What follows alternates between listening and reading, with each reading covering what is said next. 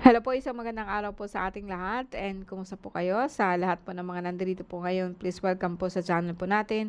Ako po si Melissa and maraming salamat po guys no, sa mga nandito po ngayon. Welcome po kayo sa channel po natin. Tawagin lang po ninyo po akong Ate Mel and shout out po sa lahat po ng nandito po sa atin, lalong-lalo na po na nasa ibang bansa. No? Sa ngayon po guys, ang gagawin po natin is meron po akong bagong dasal po dito na kung saan para po ito sa lahat ng mga tao po na mayroon pong nararamdaman sa sarili. And ang intention po natin dito is like parang i-offer po natin ang buo nating pagkatao po sa Kanya. Kung sino man po ang ating Ama. Now, marami po tayong tinatawag po na gods. Pero ang sa akin, bawat isa po sa atin magkakaroon po tayo ng ugnayan or magkaroon po tayo ng parang deep inside longing po ba na nasaan na po ang ating ama. Bukod pa po sa ating physical po na ama. So, ito po sa dahilan po na para po makapag-connect ka po sa kanya at palalaman ko po, mo po talaga kung ano po nangyari sa inyo, no? This is like parang surrendering yourself sa Diyos ba, no?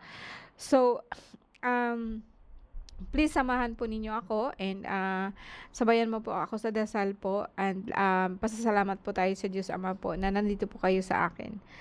So be with me always no sa lahat po ng Virgo po na nandito po ngayon, kung sino ka man, kung nasaan ka man. Nawa po basbasan ka po ng Diyos Ama, ng ating mahal na ina na sana po sa lahat po ng pagkakataon magpapasalamat po ako sa iyo sa lahat ng kasama mo. And pasalamat din po ako sa aking mahal na ina.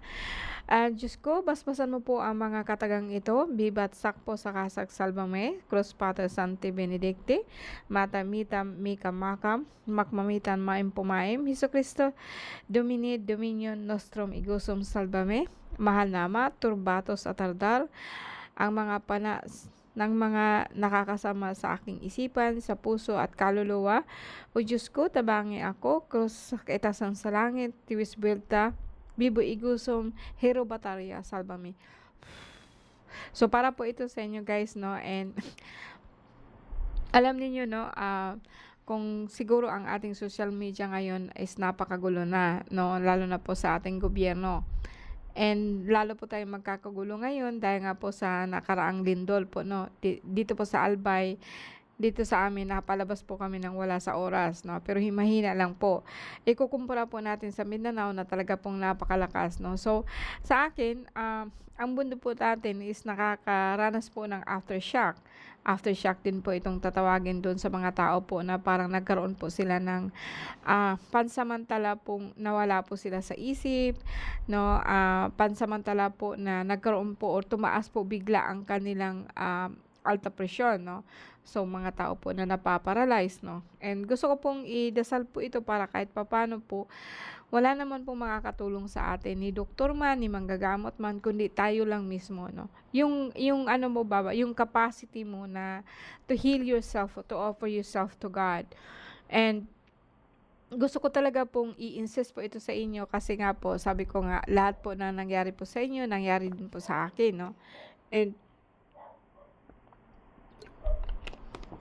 kahit man po sabihin po natin na may mga taong gumagawa, no, tayo pa rin po ang mayroong kapasidad, no, to heal ourselves, no, tayo pa rin, no. So sa pamamagitan po ng ating dasal, na pasensya na po kayo, sa pamamagitan po ng ating dasal, no, na nawa po magiging okay po pakiramdam nyo and tingnan po natin kung anong nangyari sa inyo sa card.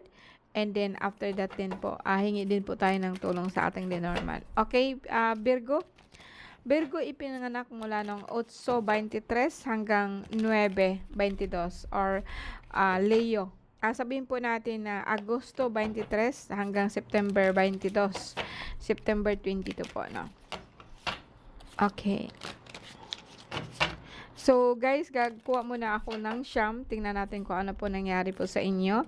And ngayon po isa Virgo. So, kukuha po ako ng siyam. And along the way, magbibigay po ako sa inyo ng, kung napano po kayo. Along the way, magbibigay po ako ng, sabihin po natin na, parang kasagutan. O sabihin po natin na,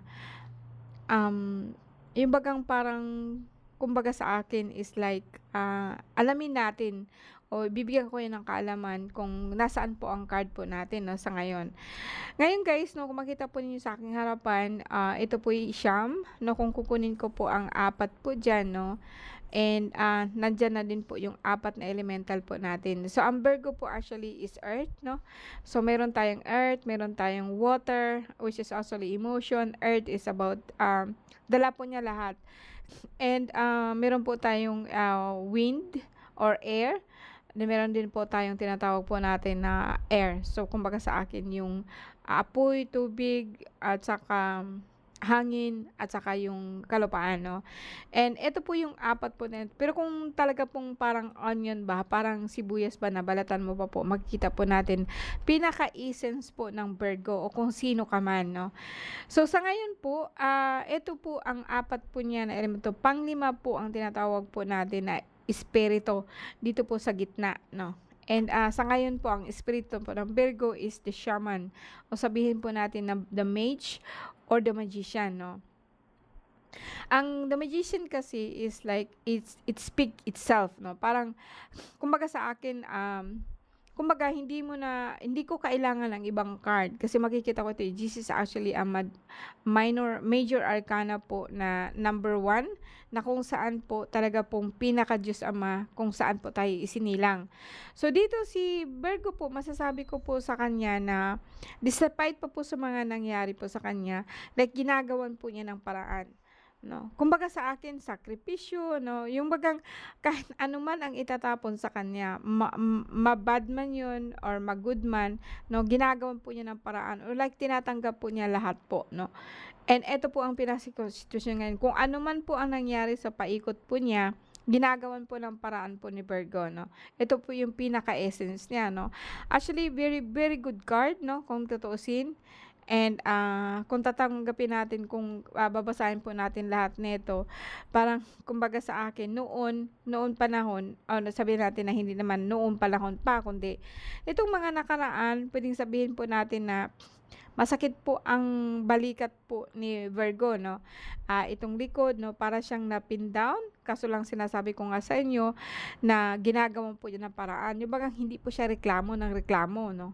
And dito naman, same thing kasi nga po pinakagitna po natin si Shaman, so puwedeng sabihin po natin na sa siyota niya, dito naman po sa subconscious niya, parang, inaano niya, no. Kumbaga sa akin, kinakaya po niya lahat, either bad or good. So, etong nandito lahat kasi nandito yung pinakagitna natin, actually make it good, no. Parang napakaganda po ng card po ni Virgo po sa ngayon, no. Kung gusto po niya ng, boyfriend, magkaroon po siya ng boyfriend or magaling po ang boyfriend niya, inaalalayan po siya, masakit ang mga balikat niya pero kinakaya niya. Then, pagdating po ng future, parang nakita po natin is buwan o sabihin po natin malaking bituin na kung saan po parang, matayog po ang pangarap ni Virgo sa ngayon or meron po siyang ini-aim ba. Yung alam niyo yung naka-focus ka, no, o nagda-drive ka. 'Pag nagda-drive ka kasi, although sabihin po natin na ang dala mo lang po is map, na hindi naman ikaw 'pag nagda-drive ka makakarating ka kaagad doon. It takes time po, may mga paliko-liko na daan, may mga ano, pero hindi mo nakikita yung pinaling destination mo. Pero actually ikaw, dahil po meron kang shaman sa likod, lahat po ginagawan mo ng paraan. No, like lahat po is kinakaya mo or kakayanin mo po, no. Dito naman sa ating ano, sa ating subconscious mind, although something like nagsasabi nito na wala ka man magagawa, pero ang pinakamahalaga dito is yung conscious mo. Kung sabayan mo po ng subconscious mo, like ito kasing 9 of arrow is dedication mo, is like parang kulang ka lang po nito ba, no. Kaya po na ikaw nagkakaroon ka ng problema sa labas. Na kung idikit po natin ito lahat, pwedeng sabihin natin na si Virgo ngayon, po sometimes po parang nagkaroon siya ng problema sa boyfriend niya, nag-aaway po sila, nananakit po, sumasakit po yung ulo niya dahil po sa mga ginagawa nito, pero kinakaya po niya lahat, no. Kung apatin naman po natin, pwedeng sabihin ko po sa inyo na yung boyfriend po niya na ano, alam mo na, umiinom, yung bagang parang gano'n, yung hindi po masyadong kumikilos, no, parang may problema po siya sa tiyan or ikaw po may problema ka sa tiyan, kinakaya mo pa rin, no. And dito naman, sa kabila na po natin, as I said, may nobyo ka, yeah, pero naka-focus ka po kasi sa sarili mo, hindi po sa kanya, 'no. Ito yung nakikita ko dito guys, na napakaganda kahit sabihin po natin dito, dahil po siya shaman mo na nasa gitna, lahat po siya dala-dala. Kahit sabihin po natin na, yeah, sumasakit ang dibdib mo kasi nga po nalaman mo nga po na kung minsan meron po kayong triangular, minsan po makulit si asawa mo, kung minsan po nahuhuli mo ng bababae, na lalaki, pero nakakaya mo po, 'no. Parang parang ano lang ba, parang pahapyaw lang. Hindi siya gano'n na lagi pong masakit po ang dibdib mo, gano'n. Although dito po nasasaktan ka talaga, pero okay lang, kinakaya mo lang po, 'no. Ikaw po yung tao na hindi po masyadong nagrereklamo, 'no. Ngayon, sabihin po natin na ito yung kasalukuyan mo. Tingnan natin yung nakaraan mo ano, Virgo.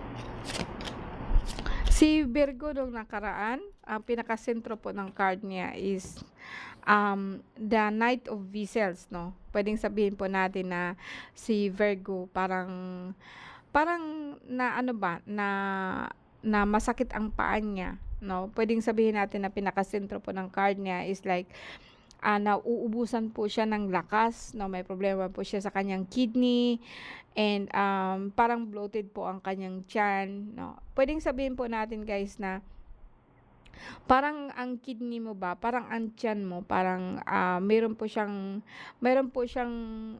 hindi maganda yung daloy po niya, 'no. Puwedeng sabihin po natin na meron ka pong UTI po na konti, pero hindi siya gano'n. Puwedeng sabihin ko sa iyo na gawa po 'to. Alam niyo ba ito, matatawag po natin na parang may parasite po ikaw na kung saan nasa sentro po ng card mo. Kung minsan kasi, Virgo, dahil po ang Knight of Vessels is nasa gitna mo, so, kahit sabihin po natin na malakas ang loob mo, meron kang hinihintay, 'no, lahat siya actually is like papunta po doon sa something na hindi mo siya nagagawa dahil po dito, 'no. And dito sabihin po natin na may hinihintay ka dito, 'no, may hinihintay ka dito, 'no. And magkatabi po itong the Night Vessel and the Moon of Water, pero ibig sabihin parang parang hindi masyadong clarify yung gusto mo. Now, lumabas po dito si Seven of Vows is the clearance, 'no, parang the stag. Puwedeng sabihin ko dito po na meron kang gustong gawin, meron ka pong hinihintay kaso lang po undecided pa kung totoo ba 'yun o hindi, or, darating ba siya or hindi na, 'no. And, ito po kasi magkatabi po kasi itong the moon, so the moon is giving you an illusion. And, kung may hinihintay ka man po, so hindi ka sigurado kung darating po ba siya o hindi. Now dito naman sa taas, 'no, puwedeng sabihin po natin na, yeah, ikaw lang 'to. Puwedeng sabihin natin na may kaaway ka sa work or nagtatampo ka sa work, nagagalit ka sa work, 'no, parang gano'n. And dahil nga po sinasabi ko sa iyo, nasa gitna po itong Knight of Vessels po natin, puwedeng sabihin natin na lahat po siya apektado, bad or good. So, ito naman siya actually is positive card, nasa gitna. Ito naman is negative card. So, ang negative card na magkatabi siya dahil nga po sa nasa gitna siya. So, parang gano'n din, bawi-bawi lang, 'no, bawi-bawi lang, 'no. Dito naman kasi guys, 'no, sinabi ko sa yung bawi-bawi lang kasi nga po, pagdating kasi sa physical po natin parang nauubusan ka ng lakas, 'no.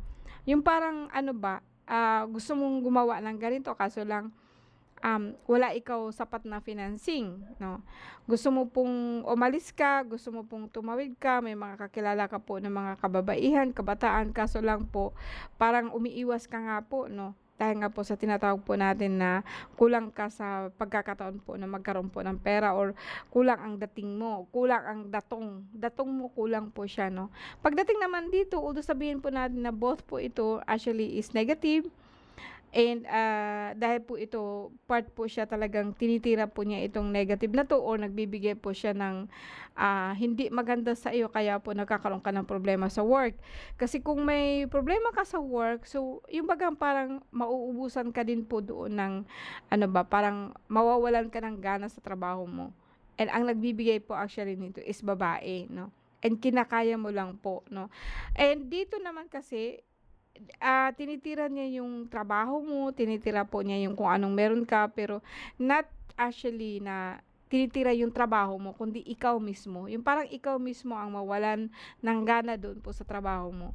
So, ito ang pinaka-ano niyo, pinaka-aspect mo actually sa ngayon, Virgo, 'no. And, dito kasi, sabihin po natin sumabay din po yung ano ng asawa mo, 'no, parang parang nagkaroon ka din po ng problema sa kanya. Hindi ka naman kasi umiiyak, 'di ka naman po kaso lang nasasaktan ka po sa kanya, 'no, kinakaya mo lang po lahat, 'no. Dito naman sa kinabukasan po natin puwedeng sabihin natin na dito na po parang, nagkakaroon ka na po ng problema po sa paglakad, 'no, apektado na po ang iyong paa. Puwedeng sabihin po natin na ang ano mo, yung potassium mo mababa na po siya, 'no. And dahil po ito sa problema po sa iyong liver, sa iyong kidney, sa parang bloated ka po palagi, 'no, nagmamanas po kung minsan, 'no. Ang iba naman po dito is like may problema ka sa lupa or kung nasa ibang bansa ka, so gusto mong magtrabaho po doon. And, gusto mo nga magtrabaho doon kaso lang o mababali or bali yung paa mo or masakit maglakad ka, 'no. Ito guys sa future niyo kasi madali lang po 'to, 'no. Ito po'y mga elemental po na kumbaga sa akin nasobrahan po sila ng gutom and, kung minsan po talaga pong ini-imprint niya sa'yo yung sakit po niya actually na nasa likod mo, yung lower back mo masakit, 'no. Puwedeng sabihin ko po dito na, doon kasi sa trabaho mo kasi like may mga nuno doon na mga nagugutom na sila, hindi po sila nakakakain o parang wala po akong prutas na makikita doon. Ito kasi mga elemental po 'to, like sabihin po natin na mga kaluluwa po na matagal ng panahon na po na patay na sila and parang nagiging, ano na lang po sila ng kalikasan, parang naging part po sila ng kalikasan, eh, nagugutom na po sila. Ito po yung nakikita ko sa iyo sa ngayon. And, minsan sabihin natin na 'di ba sabi ko, minsan nagmamanas ka, minsan po talaga masakit ang tuhod, mahirap ka pong maglakad and may mga negative aspect dito ano, Virgo, pero hindi siya gano'n kagrabe, 'no. And, ang inaano ko lang po dito kasi po yung, okey naman ang sabi ko may tama ka sa kidney pero hindi po siya sa gano'n, 'no. May tama ka po sa dugo which is, parang, dadaan ka po sa tinatawag po natin na parang ano ba, parang fusion, yung parang baghalo po yung puti at saka pula, 'no. Kasi dito kasi, parang ang puti ninyo kasi or like sinasabi po natin na lakas or tinatawag po natin na pulang dugo, mababa po siya. Pero mas mataas po ang puting dugo niyo. Kaya kung minsan po sumisikip ang dibdib ninyo kung minsan. O sabihin po natin na more frankly meron po kayong tinatawag po natin na heart enlargement. Mayroon po kayong, problema din po sa tinatawag po natin na liver, apektado po yung kabilang katawan po ninyo, masakit po siya, 'no. And I don't know kung malala na po siya sa ngayon, pero guys kung saka-sakaling meron ka po nito and, hindi mo alam kung papaano po siya gagawin, meron po akong, tinatawag po natin na mga gamot dito, 'no. Kaso lang mga bark po siya, medyo mapait siya, para patayin po itong parasite na 'to. Kasi itong parasite na 'to dala-dala po ito ng babaeng ito, 'no, na nagkaroon ka ng problema nito lahat dahil po dito, 'no. And, actually para siyang bulate or parang something po na sa liver ninyo and, makukuha mo lang po 'to lalo na po kapagka nagke-crave ka po ng mga matatamis, nagke-crave ka po ng mga, malalamig kasi ito ang gusto niya.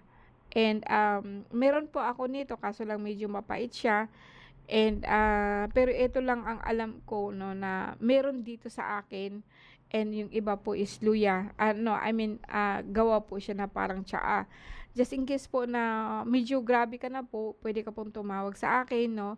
Puwede mo po na huwag kang kumain po ng mga, alam mo niyo yung mga huwag kayong kumain po nung tinatawag po natin na mga ano, mga, ginisa o ano, not ginisa, yung mga prito, 'no, like hotdog. no, like po yung tinatawag po natin na mga frozen foods, no, and mga matatamis, no, mga soda, no. Ito po ang pinagbabawal po dito, no. Kaya kung minsan, parang sa akin, please be ano ka po talaga na dapat po, hindi ka po masyado po kumain nun kasi magagrabe ka po nun, no. Dito naman sa future natin is okay naman siya, no, parang ikaw po kasi nag-i-aim ka po talagang makapagtrabaho sa ibang bansa, makabili po ng sariling lupa, sariling bahay, 'no. Ito po ang ini-aim mo. And, yeah, lahat naman tayo nasasaktan, 'di ba? Lahat tayo nagkakaroon ng problema sa puso, 'no. Lahat tayo nagkaroon ng problema sa ano, 'no. Maybe, you are very lucky kung sino ba sa atin ang walang problema, 'no? Iyon ang ano ko sa inyo na lahat tayo mayroong problema. Depende na lang po siya kung paano po natin 'yan dadalhin. Okay, and, hingi tayo ng, advice po dito sa tinatawag po nating Lenormand. Tingnan natin kung paano na po tayo, 'no?